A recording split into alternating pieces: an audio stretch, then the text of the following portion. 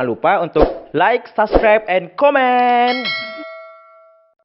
Lanjut ke pertanyaan selanjutnya nih Dan. Lanjut ke pertanyaan selanjutnya. Jadi selama kuliah ini sistem jadwal kuliah sama absensi di kelas tuh gimana sih Bang di Turki itu? Nah itu. Kan di Indo absen kan serem tuh. Betul.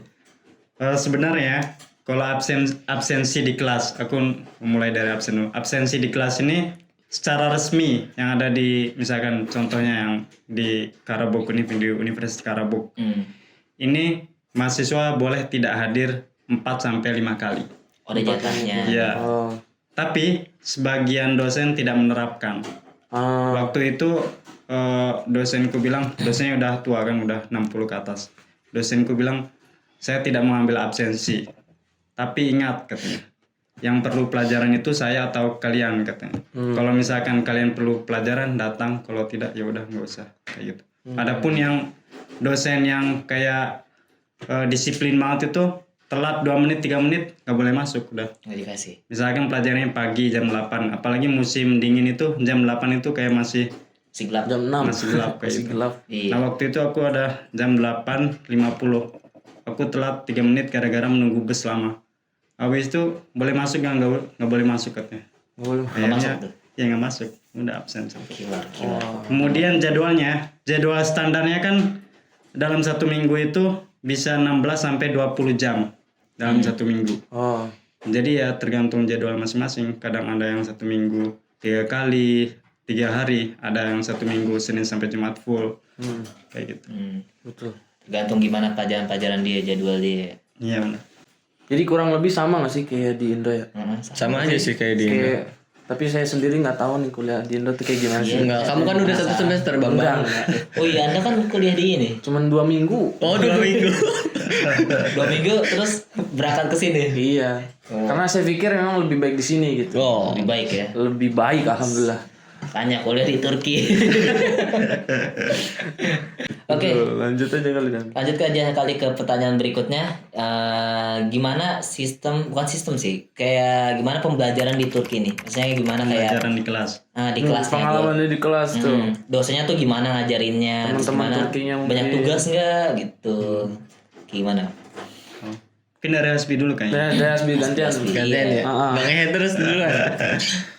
Kalau tugas-tugas sih ya sama aja sih. Ada yang ngasih, ada yang enggak, tergantung hojah, tergantung pelajaran. Kalau mungkin bedanya kalau sama di Indonesia, sebenarnya gue lebih suka sistem yang di Indonesia, karena di Indonesia tuh emang kita tuh dipaksa untuk mengerti. Salah satu contohnya itu dengan presentasi kan. Sering kan kita disuruh bikin kelompok terus presentasi gitu. Itu kan salah satu bentuk kita untuk harus memahami materinya gitu. Tapi kalau di sini kita cuma duduk dengerin ya udah terus pulang. Kayak SMA di Indo ya. Iya, jadi kayak nggak kerasa gitu. Kita yang disuapin gitu. Nah itu kayak cuman ya udah datang dengerin, nggak dengerin juga bisa sih sebenarnya, tidur juga bisa. Iya. Nanti tinggal pulang, kalau beres pulang udah beres, nggak ada bedanya gitu.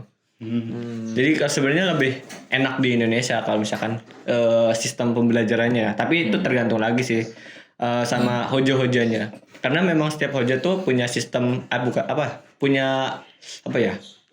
Sistem mengajar masing-masing. Ya itu sistem mengajarnya masing-masing gitu. Kalau Bang Yahya gimana nih kalau di kelas Bang Yahya? Kalau di kelasku beda-beda kan hojanya. Ada yang hojanya sebelum mulai pelajaran itu dia menanyakan pelajaran kemarin. Sambil ketika menerangkan itu dia tidak mau pasif orange-nya ini. Maksudnya mahasiswanya tidak mau pasif. Jadi ketika menerangkan misalnya menerangkan bla bla bla bla, dia ada kata-kata baru seperti empirism atau apa kayak gitu. Dia langsung nanya, siapa yang tahu kata ini, yang kata ini gitu. Jadi emang mahasiswanya itu aktif. Kemudian ada juga yang dosennya itu dia bodo amat. Jadi dia menerangkan dari A sampai Z itu tidak menanyakan sama sekali kayak gitu. Ada juga. Iya, Di ada beda-beda ya. Iya. Tapi yang paling aku suka itu yang hanya menerangkan A sampai Z karena aku takut ditanya. Kayaknya emang begitu kali ya kita semua. takut ditanya dari A sampai Z, tapi itu dituntut untuk bisa. Makanya sebelum aku masuk pelajaran tersebut malamnya atau subuhnya itu aku Belajar dulu ya. belajar dulu, siapin dulu. Nah, ketika masuk kelas aku udah siap tuh. Tapi ada nggak sih Bang hoja yang misalkan nih minggu ini kita bahas ini, terus dia kasih tahu nih materi minggu depan ini kita bakalan bahas ini. Mungkin Iya ada. ada nggak sih Bang kayak gitu? Yang kan misalkan sistem pembelajarannya dalam satu semester di Turki ini ada 14 minggu. Minggu. Nah, misalkan dia punya note sendiri pelajaran PDF. Berarti dia di-share ke grup mahasiswa kayak gitu. Minggu pertama sampai minggu ke-14. Atau dia di buku sumbernya gitu. Di textbooknya. Ya, buku kayak gitu. Karena itu Jadi kan misalkan minggu keempat, besok minggu keempat, terus saya baca dulu minggu keempatnya iya, supaya besoknya ketika diterangin lebih paham. lebih paham gitu. Ya. Betul. Ya seenggaknya kosakatanya kali ya, pahamin kosakatanya. Iya. Nah, ngomongin masalah pembelajaran di kelas tadi ya. Gimana sih persaingan kalian dengan orang Turki itu susah apa enggak sih sebenarnya? Baik. Untuk masalah bersaing ya di yang selama aku lewati 7 semester kemarin tuh memang persaingannya kalau misalnya dikatakan susah itu memang karena aku kurang belajar gitu. Kalau misalkan sebenarnya mudah kalau setiap minggu pertama, setiap minggu apa yang diajarkan hoja atau diajarkan dosen tuh langsung kita catat, langsung kita pelajari, langsung kita benar-benar sampai bisa menguasai. Dan ketika ujian itu sudah siap, itu mungkin akan terasa mudah bersaing dengan orang Turki. Karena emang persaingan di kelasku ini ada yang diminta note yang dia nggak ngasih, ada yang punya soal-soal tahun kemarin dia nggak nge-share, dia lulus sendiri kayak gitu. Oh, lumayan kompetitif juga. Karena udah melewati 7 semester itu udah ketahuan semua. Iya, udah kelihatan. Terus ketika udah selesai ujian final, mulai semester baru tuh pamer-pameran. Nilai gitu. Oh gitu. Ada yang pamer kayak gitu. Keras juga ya. Aku nilainya ini 3. Teman-teman gua rendah-rendahan loh. Oh iya. Iya. Oh asik. Sama kayak teman gue di SMA gitu tuh. Lu ranking berapa? 26. Wih gue 24. Wih gue 27. Ya 26 gua dong 27. Iya kayak gitu. Kayak siapa yang paling bobrok nih? Iya seperti itu ya. Bisa dikatakan mudah, bisa juga dikatakan susah. Memang tergantung kelas juga, mungkin setiap jurusan beda-beda juga. Beda-beda juga kayaknya. Kalau dari jurusan lu sendiri gimana, Bi? Lu kan engineering. Terus bahasa Inggris. Ya. Banyak mahasiswa internasional tuh. Gimana? Apanya gimana? Persaingannya? Persaingannya di kelas ketatnya nih. Kalau persaingan sih kayaknya lebih nggak ada dah. Kayak gue rasain nggak ada, soalnya memang ya udah kita kerja sama bareng, maksudnya belajar bareng. Misalkan ada soal-soal tahun kemarin ya udah kita bahas bareng-bareng gitu. Soalnya gimana cara ngerjainnya gini. Ya udah, nggak ada. Tapi tetap ada individualisme sama yang memang kelompok-kelompok gitu. Kalau yang individual ya udah, mereka ya sendiri-sendiri aja gitu. Kalau yang circle-circlean ya udah, pasti mereka juga kerja sama juga. Betul. Memang kalau di kelas gue sendiri orang Turkinya tuh punya grup sendiri itu, jadi orang Turki orang asing orang Rasis. mereka Rasis. kalau apa ujian tuh bahas aja di grup mereka masing-masing, jadi kita nggak tahu apa-apa.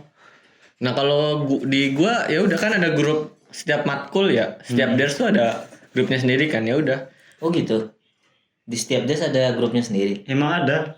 Lah ya iya lah. Nah, kita nggak ya, Enggak ada. Sumpah satu grup kelas aja. satu angkatan aja. Iya. Oh iya. Iya. Kalau gua ada dersnya sendiri, misalkan matematika, ya udah grup matematika. Fisika grup fisika. Jadi memang terstruktur lah. Dan jadi lebih mudah juga gitu. Misalkan yang Misalkan ada tugas atau ada tugas nanti tanyanya ke situ.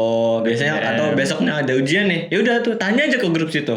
Jawaban ini apa? Jawaban dari soal ini apa? Nanti ada aja yang ngejawab tuh.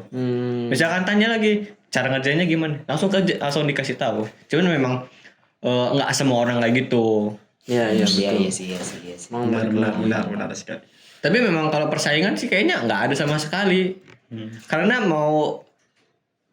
kayaknya kalau persaingan lebih ke diri sendiri. Kalau gue ya. Karena kalau gue tuh lebih ke malu kalau misalkan kalde gitu, misalkan nggak lulus gitu, kayak misalkan ditanyain di kelas lah, kok lu di kelas ini nggak ada? Iya gua kalde. Nah itu kan nggak enak gitu. Lebih ke motivasinya itu kali ya. Tahun kalau depannya gua. malu. Nah iya, yang malu jadi tahun depan. Masuk ke adik kelas. Nah itu. Apalagi kalau misalnya tiba-tiba ditanya, kamu kok ada di kelas semester 4 ya? Nah, Ini semester sini. paling itu sih. Oh iya. Iya. Nah, jadi kita udah bahas tuh Bang tadi semuanya tentang masalah pembelajaran, sistem gimana belajar di kelas. Nah, mungkin ini sekarang agak keluar sedikit lah dari itu semua. Nah, universitas-universitas di Turki itu sebenarnya punya asrama masing-masing nggak sih Bang? Nah, universitas di Turki khususnya untuk yang negeri ya, setauku tidak mempunyai asrama kayak gitu. Karena pemerintah Turki sendiri memfasilitasi.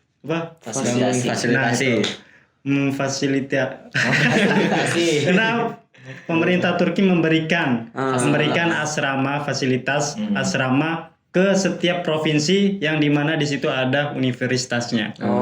Kalau universitas swasta di Istanbul atau di Ankara itu mereka ada punya asramanya juga. Iya. Terus yang asrama pemerintah ini dulu aku pernah tinggal 2 tahun di situ. Bayarnya murah dan dapat subsidi makanan dari pemerintah kayak gitu. Oh, Enak. Ya. Itu kalau dari berarti mungkin kayak di univ-univ lain, misalnya di luar lain tuh kan biasanya univ nyatu sama asrama tuh kan. Ya, kayak yang di Malaysia, Iya, di di Malaysia kayak gitu kan, di Indo. Cuma kalau di Turki lebih ke pemerintah nyediain lagi lain gitu. Iya. Nah, habis itu univ lain lagi gitu. Ya benar sekali. Kalau yang bahasa Inggris gimana? Nggak ada dong bedanya dong. Sama aja ya. universitas ya. Mungkin yang universitas swasta kali yang punya asrama sendiri tuh Bang. Mungkin yang elit-elit ya. Yang kayak di Istanbul tuh kayak VSM, Izu kayak gitu. Ijo. Nah, itu kan terkait misalnya asrama-asrama di Turki lah. Nah, ini gimana nih kalau misalnya kita mau ngambil yang namanya summer school atau yesokul, Atau kelas musim panas. kelas musim panas kalau bahasa Indonesianya tuh. Itu ada nggak sih misalnya untuk mempersingkat semester atau mungkin untuk memperbaiki nilai gitu? Nah, yang musim kuliah pada musim panas ini semester pendek kan ya, kalau di semester Indonesia. pendek. Nah, semester pendek di sini kuliah pada musim panas ini dikhususkan. Ini kan khusus ya. Khusus untuk disediakan untuk mahasiswa-mahasiswa yang ketika semester-semester yang dia lalui ini belum lulus lah. Belum lulus pada suatu pelajaran kayak gitu. Misalkan aku semester 4 belum lulus pelajaran tarikh, FSV tarihi. Aku ngambil di semester pendek di musim panas. Bukan kuliah pada musim panas ini bukan untuk mempersingkat semester. Oh, nggak bisa berarti nunggu semester. Ini disediakan untuk orang-orang yang belum lulus ketika semester-semester yang sebelumnya kayak gitu. Oh, gitu. Jadi kalau misalnya ada yang nggak lulus, misalnya biar nggak lama kuliahnya ya. Misalnya kan kalau nggak lulus kan nanti kita harus nambah kan. Numpuk lagi. Jadi kita perbaikinya di yesokul tuh, kelas musim panas gitu. Kalau di Indo mungkin seperti semester pendek lah, SP ya. Cuman bedanya kalau di Indo ini nggak sih bisa ngambil semester yang depan. Oh Iya, iya, bisa. Kalau ini kan cuman buat memperbaiki nilai. Untuk memperbaiki nilai aja. Nah, kalau bahasa Inggris gimana? Ala kesyok. Dan ini juga buat informasi juga teman-teman ya, untuk yang ngambil summer school atau sekolah musim panas itu bisa juga kalau di univ kita nggak menyediakan, bisa di univ lain. Ya benar sekali. Asalkan dersnya sama ya. Iya, misalnya dersnya sama di Karabuk Univ nggak ada nih, kita bisa ngambil dari Uluda Univ. Nah itu bisa juga kayak gitu. Transfer nilai nanti. Transfer nilai. Oke, lanjut ke pertanyaan yang berikutnya nih, terakhir ya. Terakhir nggak sih? Belum ya? Ada 3 lagi. Ada 3 lagi. Masih sisa. Jadi pertanyaan selanjutnya adalah gimana sih pengalaman Bang Yahya nih yang udah mau lulus? Nah, khususnya kan yang udah mau lulus di sini udah semester akhir nih. Gimana sih? Pasti gue belum baca. Pengalaman terbaik dan terburuk ya Bang. Iya, pengalaman terbaik dan terburuknya Bang Yahya selama di sini. Kalau pengalaman terburuk itu waktu itu ada pelajaran yang benar-benar susah, terus yang lulus itu cuma dari 30 orang lulus 4 orang atau kayak gitu. Kemudian nilai kurang 1. Misalkan rata-rata lulus kan 50. Misalnya. Aku dapat kalau dijumlahkan dapat 49. Aku kurang satu. Habis itu aku pergi ke kantor dosen. Terus aku mohon minta. Ditolak, terus setelah ditolak diejek. Kamu ini orang asing katanya. Dihina bang. Iya dihina. Bahasamu masih belum meningkat kayak gini. Terus dia bilang bukan kamu doang, semua orang asing di univ ini katanya bermasalah dengan bahasanya kayak gitu. Kemudian itu sih pengalaman terburuk. Pengalaman yang terbaiknya kebetulan kemarin itu semester kemarin dan semester selanjutnya itu kan ada penyusunan skripsi. Yang terbaik menurutku aku mendapatkan nilai 100 skripsinya kayak gitu. Oh, skripsinya 100. Luar biasa. Dan ada satu lagi. Apa lagi? Pengalamannya itu ketika waktu baru datang di sini semester 1 itu ada universitas ada program kunjungan ke Istana Negara. Jadi waktu itu aku sama Ade itu kan satu bus tuh. Orang-orang asing semuanya perwakilan 2 orang, 1 orang kayak gitu. Ke Istana Negara. Kemudian masuk ke tempat makan siangnya Erdogan, tempat makan, tempat kumpulnya dia di mana, tempat meetingnya. Kemudian kalau misalkan ada kunjungan dari negara lain, dia ngasih kenang-kenangan disimpannya di mana. Kemudian di situ aku melihat itu kenang-kenangan dari Indonesia, dari Aceh ada. Kemudian ketika demo 2016 tuh. Oh ini kudeta. Ya, kemudian kudeta itu ada tanda tangan orang Aceh tuh banyak sekali tuh. Di papan besar itu. Iya. Iya. Ada rusanya nggak bang? Bukan Istana Negara Bogor. Siapa tahu ada rusanya juga. Jadi benar-benar suatu kebanggaan ya bisa masuk Istana Negara. Negara Turki. Bang di sana ada ini enggak? Ada orang main kecebong. Apa itu? Skip. No comment. Oke. Lanjut nih bang, ada juga yang nanya nih, mereka netizen kepo. Masalah berapa lama jenjang pendidikan S1 di Turki ya? Jenjang pendidikannya itu sebenarnya 4 tahun kan, normal. Sama pada dasarnya sama. normal 4 tahun. Tapi ada persiapan bahasa 1 tahun, misalkan pengantarnya bahasa Turki, itu memang harus dari A1 sampai C1 kan ada 5 level. Jadi persiapan bahasa 1 tahun, kuliah 4 tahun, jadi 5 total tahun. 5 tahun. Pun dengan bahasa Inggris. Oh, gimana bahasa Inggris? Bagaimana? Nah kalau bahasa Inggris gimana? Kan berarti ada persiapan bahasa Inggris sendiri juga kan? Jadi emang sebelum masuk ke persiapan bahasa Inggris, kelas bahasa Inggris ada tesnya dulu. Tes dulu. Kalau kita tuh ada di level mana nih? Nah, dan kebetulan memang gue pengennya dari awal kan, dari awal biar paham lah semua grammar secara grammatically gitu, paham semuanya. Secara apa? Secara grammar, bagi apa tadi yang gue omongin? Grammatically. Nah, itulah. Jadi memang nambah 1 tahun lagi. Berarti total 6 tahun. 1 tahun bahasa Turki, 1 tahun bahasa Inggris. 4 tahun kuliah. masa 1 tahun kuliahnya. Iya. Pengennya nggak bisa. Kalau yang nambah gimana? Lanjut pertanyaan berikutnya. Misalnya di sini nih, ada nggak sih kayak di Indonesia gitu, kayak ada skripsi kan? Biasanya kan semua ada skripsi nih, pukul rata semua jurusan. Kalau di sini ada nggak sih bang skripsi? Kalau di Turki ya, ada skripsi atau tidaknya itu mungkin tergantung pada jurusan atau tergantung pada fakultas masing-masing. Misalkan fakultas sastra itu wajib ada skripsinya. Fakultas teknologi, engineering dan lain sebagainya itu mungkin mempunyai project akhir kayak gitu kan. Misalkan kayak temanku fakultas kesehatan, dia project akhirnya seminar. Kayak gitu. Pun dengan fakultas lainnya, ada seminar, ada skripsi, ada project akhirnya dia harus membuat project. Jadi tugas akhirnya itu beda-beda ya bang. Ada Iya, benar yang sekali. bikin skripsi, tesis lah istilahnya. Ada juga yang bikin proyek. Iya.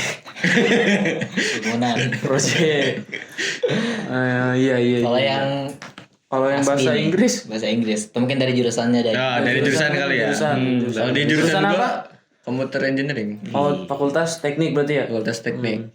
Itu emang bikinnya final project. Final project Apa atau sih final project itu apa sih? Ya project akhir, tugas akhir lah. Tugas akhir. Tugas akhir. Tapi tetap aja sih ujung-ujungnya mah kita bikin project terus laporan? laporannya juga sama aja pasti kayak setebel yang skripsi juga pasti sih. Kalau project gitu dia sama kayak magang gitu nggak sih? Apa beda lagi? Udah beda, magang mah kerja di Lain ya? kerja di apa perusahaan. Tapi kan ada magang juga kan? Ada Nah, berarti beda magang sama tugas akhir beda. beda. Oh gitu. Baru tahu gua. Magang itu biasa di tahun keberapa sih bang? Kalau di Kalau di Turki? sastra, Fakultas sastra nggak ada. Oh nggak ada. Nggak ada. tapi magang itu yang kayak temenku itu, dia dari semester 1 misalkan, dari semester 1-nya nggak ada karena semester 1 masih dasar-dasar dipelajari, semester 2-nya ada magang. Kemudian tapi boleh diambil pada semester itu atau nanti pas liburan musim panas atau di semester selanjutnya kayak gitu. Nah, Lanjutan. oke lanjut ke pertanyaan terakhir mungkin ya Iya. dari video ini. Nasihat buat calon mahasiswa bang yang mau kuliah di Turki nih kira-kira ada nggak? Nah, Ada. nasihatnya bagaimana? Kalau menurut ya, nasihatnya di samping kita kuliah di sini kan menempuh kuliah untuk sarjana S1 ini 4 tahun ya. Di samping itu ada harus yang banyak kita pelajari. Misalkan di samping saya kuliah, aku nulis kamus bahasa Turki. Nanti ketika ada goalnya itu S1 selesai, aku juga mempunyai kamus yang saya tulis. Ada juga yang lain misalkan dia sambil kuliah sambil ngevlog untuk upload di YouTube. Ada juga dia yang kuliah sambil menulis buku kayak gitu. Ataupun kayak Akdam ini dia jurusan sejarah. Kalau menurutku dia harus bisa mempelajari sejarah Utsmani bagaimana, sejarah Turki sebelum menjadi republik gimana, Konstantinopel bagaimana. Karena kalau yang dikatakan Pak Kiai Hamid itu, kalau orang Mesir ini tidur di tanahnya orang ulama. Kalau di Turki kita tidur ini di tanah sejarah. Kayak gitu. Wah, Karena memang sejarah-sejarahnya itu banyak yang belum ditemukan kayak gitu. Jadi di samping kuliah kita harus ada proyek pembelajaran yang lain yang harus kita pelajari. kalau samping kuliah bagasi gitu. Dan untuk bagasi kita buka sesi lain. Karena bakal panjang sekali.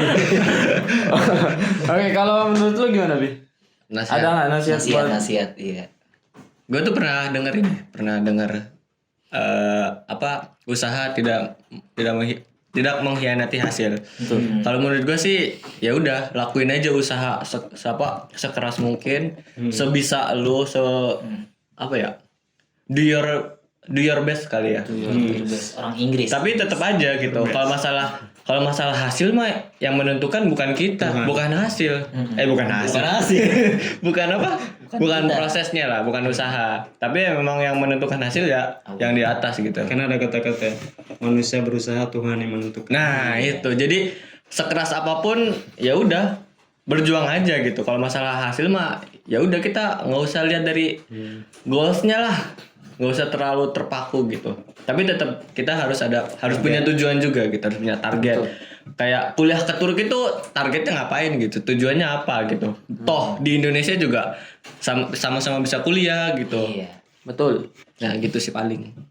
Gitu. Mungkin dari Hasbi kayak gitu, dari Wildan nasihatnya. Waduh.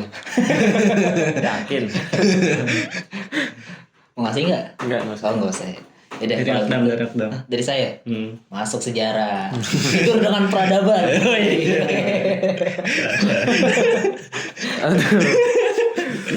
Ya mikir ya. Mau ngajak orang-orang masuk ke playlist Gilardan. Bingung public relation. Ya pokoknya gitulah. Udah terakhir nasihat ya, ibarat close statement. Apa sih? Statement closing. Closing statement ya. Kemana? Bukan orang Inggris. Closing statement dari para Narasumber kita hari ini. Dan mungkin perjumpaan kita untuk hari ini sampai sini aja ya. Betul. Kita udah macam-macam Nguak tanya. semuanya tentang masalah mungkin pengalaman mereka sendiri, sistem kuliah di Turki, udah semuanya lah.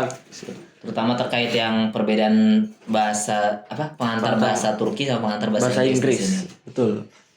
Nah, buat teman-teman yang kepo sama tentang perkuliahan di Turki, ulang. Oke, buat teman-teman yang kepo sama tentang perkuliahan di Turki atau terkait Turki, bisa langsung kepoin aja channel Osmanasia di sini. Betul. Ya, terima kasih buat narasumber kita hari ini, buat Bang Yahya sama Hasbi Robbi. Terima kasih banyak. Dan jangan lupa nantikan video-video kita selanjutnya untuk kepoin terus tentang perturkian, dunia perturkian. Mantap. Jadi jadi perjumpaan kita sampai sini aja. Makasih semuanya dan sampai jumpa. Gorus. Kok nggak ada like, comment, subscribe ya, Don?